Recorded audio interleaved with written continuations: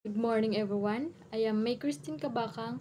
This topic is continuation the report of Ms. Balete under the Module 3 Principles of Art and Color Scheme used by the crafters. My assigned topic is Lesson 5, the kinds of balance.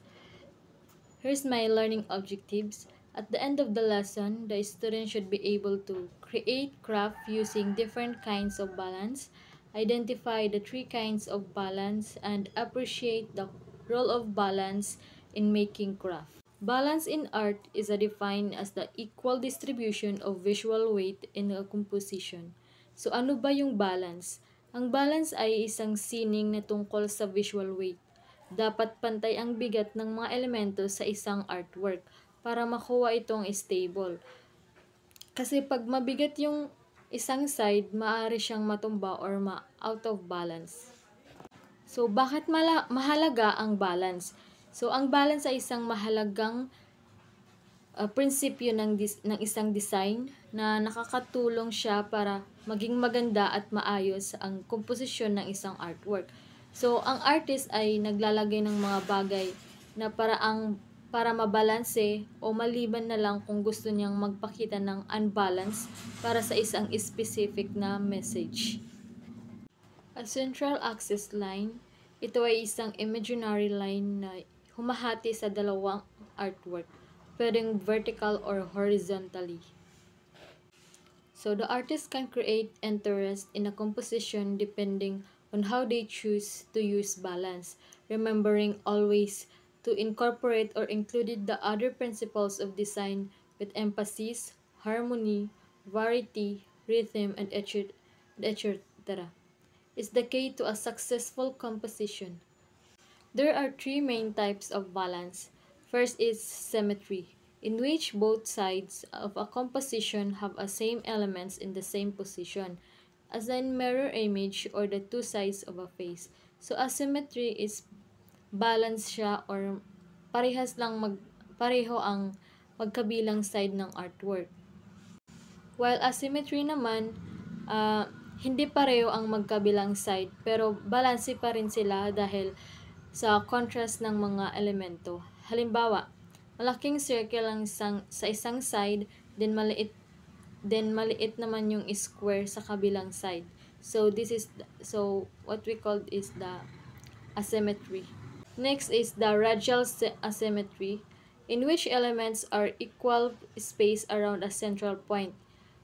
As in the spokes coming out of the hub is a bicycle tire. So, yung uh, radial symmetry naman, ang mga elemento ay nakaayos sa paligid and sa isang gitna nito ay yung punto, sa gitnang punto.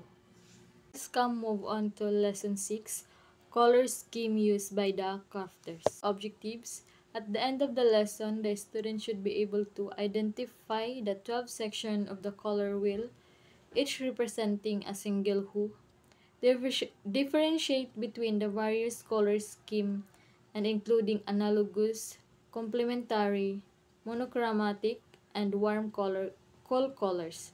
Create artwork using different color scheme and appreciate the role of color scheme in crafting and art.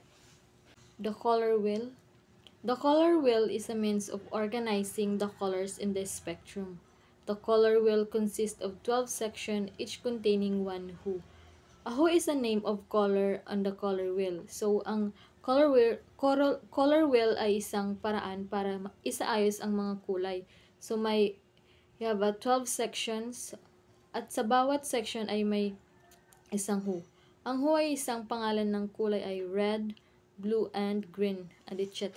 So, the primary colors tried are red, yellow, and blue, and are the purest and the most intense of all of the colors. So, the intensity of the color is the brightness or the dullness of a color. They form a triangle on the color wheel and are color that cannot be mixed from any other color. Here's the primary color-based outward. The secondary color triad. The secondary color are orange, green, and violet, and the duller than the premises because they have been mixed together. So they form a triangle on the color wheel and are colors that are mixed from the primary colors. For example, the primary plus primary equals the secondary, and red equals yellow plus yellow equals orange, and blue plus yellow equals green, and red plus blue equals violet. This is the secondary color-based artwork. For the intermediate tertiary color, i-mix ang dalawang primary colors at secondary colors. For example, yung yellow-orange, red-violet, mas dull siya for the secondary colors. Here the artwork of the intermediate color base. Next is the analogous color scheme. Analogous color scheme are the at least three colors that sit by side on a color wheel and have one common hue. For example, yellow, yellow-orange, and orange. The complementary color scheme that are the color opposite each other in the color wheel. So, may mga kulay na magkakatapat sa color wheel, which is for example, is red and green. Next is the monochromatic color scheme. So, isang kulay lang siya, but iba-iba yung tint and shade niya, which is yung tint adding white to the color, and shade adding black to the color, and value lights and dark of an object, and tone adding gray to a color. Next is the warm and cold color scheme. For the warm colors ranges from yung warm colors ay yung parang malapit lang siya sa iyo, and while the cold colors naman parang lumalayo yung color